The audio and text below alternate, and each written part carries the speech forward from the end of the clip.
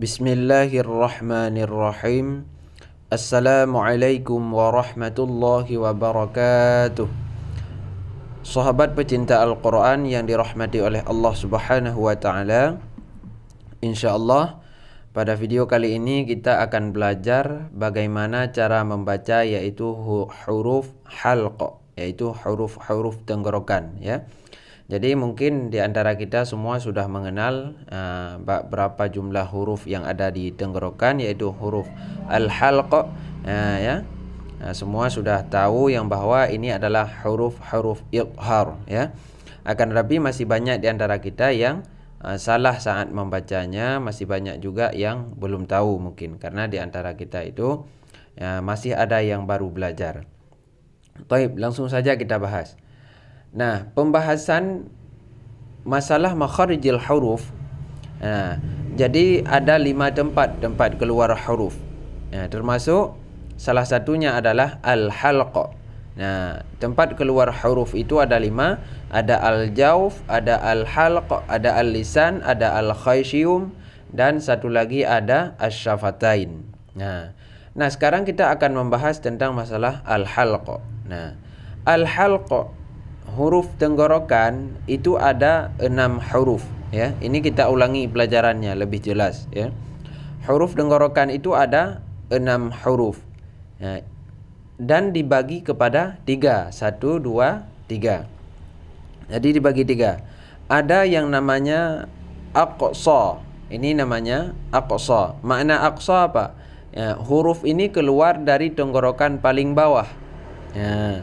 Ada yang namanya wusta, ya. Ada yang namanya wusta. Makna wusta apa? Huruf ini keluar dari tenggorokan tengah, ya, yaitu ini, ya, di tengah. Ada yang namanya adna. Makna adna apa? Huruf yang keluar dari tenggorokan atas. Nah, ada 3. Jadi di tenggorokan bawah ada 2 huruf, yaitu huruf hamzah dan ha. Di tenggorokan tengah ada 2 huruf, yaitu ain dan ha. Di tenggorokan atas ada 2 huruf, yaitu ghain dan kha. Nah, ini tempat keluar huruf yang ada di tenggorokan, yaitu huruf-huruf kerongkongan, ya. Jadi mungkin di antara kita masih juga banyak yang memahami ha itu keluarnya dari dada, ya. Bahkan di komentar pernah saya membaca beliau mengatakan yang bahwa ha itu keluar dari dada. Nah, sebenarnya bukan dari dada, akan tetapi dari tenggorokan paling bawah. Nah, sekarang kita akan belajar bagaimana cara membaca huruf-huruf al-halq dengan benar dan fasih sesuai makharijil hurufnya, yaitu tempat keluarnya.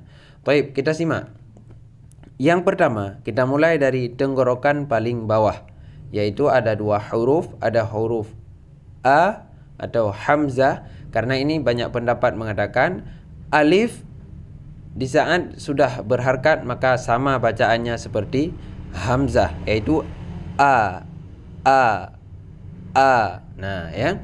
Baik, ini huruf hamzah, yaitu dibaca a, i, u. Nah, mulutnya seperti ini. Nah, dibuka, lidahnya rata, dan yang agak sedikit bergerak itu di tenggorokan paling bawah, itu di sini, ya. Ini paling bawah, kita gerak di sini. A. Nah, ya, yang bergerak di bawah di sini. Nah, misalnya kita baca a, i, u. Nah, yang berubah itu di saat membaca u, mulutnya agak sedikit monyong. Nah, coba kita bacakan seperti makharijil hurufnya.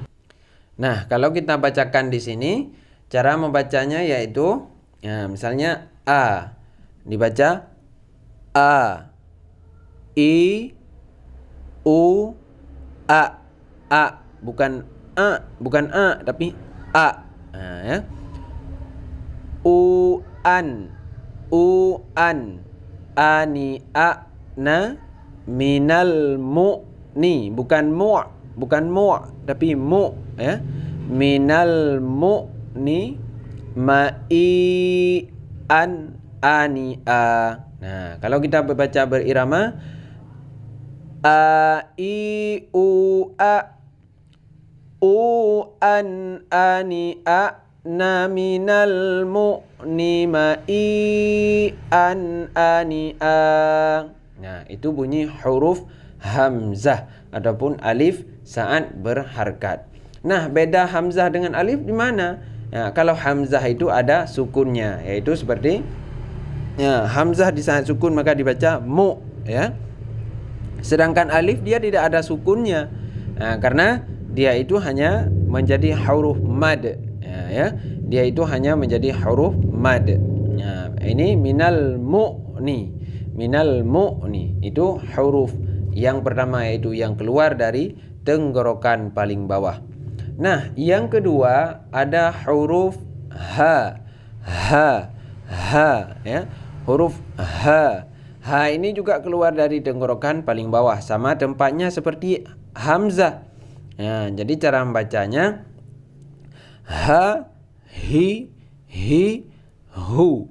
Nah, dia itu menghabiskan banyak nafas saat kita membacanya. Ha, hi, hu. Nah, itu huruf ha. Kalau kita baca misalnya bismillahi hirrah, bukan bukan tapi bismillahirrah, ya, di tenggorokan paling bawah. Bunyinya bagaimana? Coba kita bacakan. Huruf tenggorokan bunyinya ha, hi, hu. Kalau kita baca ha, hi, hu,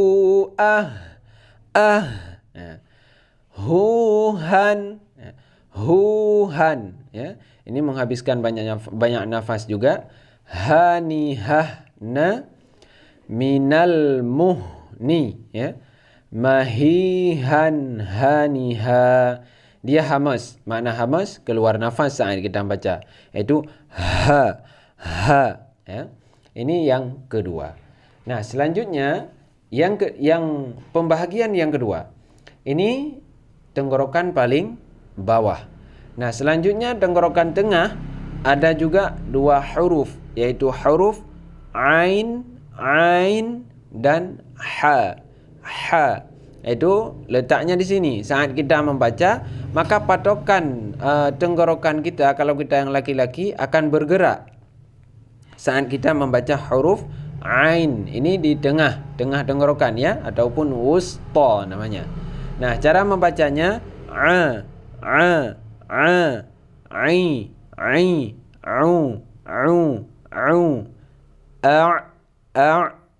jadi cara membacanya itu misalnya wala a'budu, bukan a'budu tapi a'budu. Nampakkan bunyi fathahnya dulu. Misalnya kita baca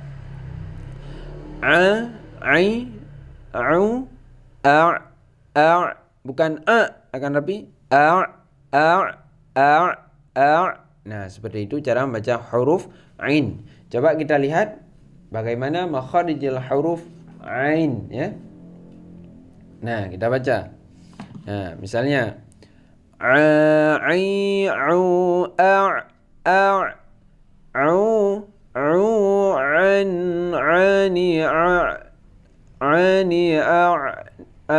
ini karena ain yang pertamanya. Kalau ini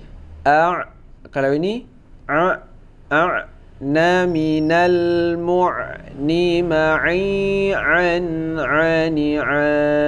dia termasuk ke huruf jahar, yaitu tidak keluar nafas. Nafasnya ditahan saat membaca, tidak keluar angin, ya. Ini yang pertama yang di tenggorokan tengah. Nah, selanjutnya yang kedua ada huruf ha, ya. Ha ini juga keluar dari tenggorokan tengah. Ini yang susah kita baca.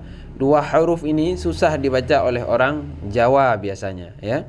Karena huruf ini adalah huruf loghat tenggorokan tengah.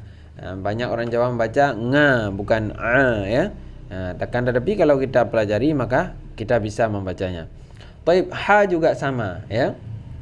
Kita baca ha, hi, hau. Bismillahirrahmanirrahim. Haim, haim, bukan him tapi haim. Nah, di tenggorokan tengah, di tengah tenggorokan ya. Nah, coba kita baca ha hai hau, ha hai hau, ah Nah, pedas ya. Hauhan, hauhan, hanihahna minal muhni mahihan haniha. Dia itu tidak getar, bukan kha. Misalnya al-kham, salah. Al-kham, salah. Yang benar alham, alham ya. Nah, begitu cara membaca huruf ha yang ada di tengah tenggorokan. Bentuknya seperti ini ya. Ada di tengah. Nah, selanjutnya huruf yang ada di tenggorokan atas, yaitu di sini ya. Nah, dia itu hampir dekat ke pangkal lidah. Nah, di sini ada dua huruf, yaitu ada huruf ghain, ada huruf kha. Nah, ini getar. Kha ya.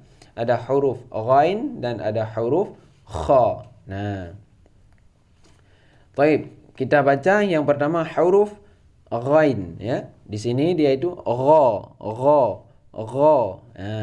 Cara membacanya begini. Gha, mana huruf gha ya? Gha. Nah, ini dia itu tidak terlalu getar dan tidak qalqalah. Gha, ghi, ghu. Ghi, ghu, غيغ غوغن غاني غغن من المغني مغيغا غاني غا غي غو. Itu bunyi huruf ghain. Selanjutnya yang terakhir yaitu ada huruf kha ya. Kha ini getarnya lebih berat, bahkan perih tenggorokan saat kita membaca. Bunyinya yaitu kha. Kita baca kha khi khu kha khi khu. Misalnya syakh sun ya. Kita baca kha khi khu khu khon khani khakhna minal mukhni makhikhan khani kha. Ini getar ya. Jadi bedakan antara a dengan a, ha dengan ha, gha dengan kha. Nah, ini harus berbeda cara membacanya dan keluar hurufnya. Nah, taib, itu saja untuk huruf tenggorokan. Selanjutnya nanti akan kita lanjut ke huruf, yaitu huruf pangkal lidah, yaitu huruf qaf dan huruf kaf. Nah, insya-Allah. Taib, itu saja dulu untuk malam yang berbahagia ini. Kita akhiri dengan wallahul muwaffiq ila aqwamit thariq. Assalamualaikum warahmatullahi wabarakatuh. Semoga bermanfaat.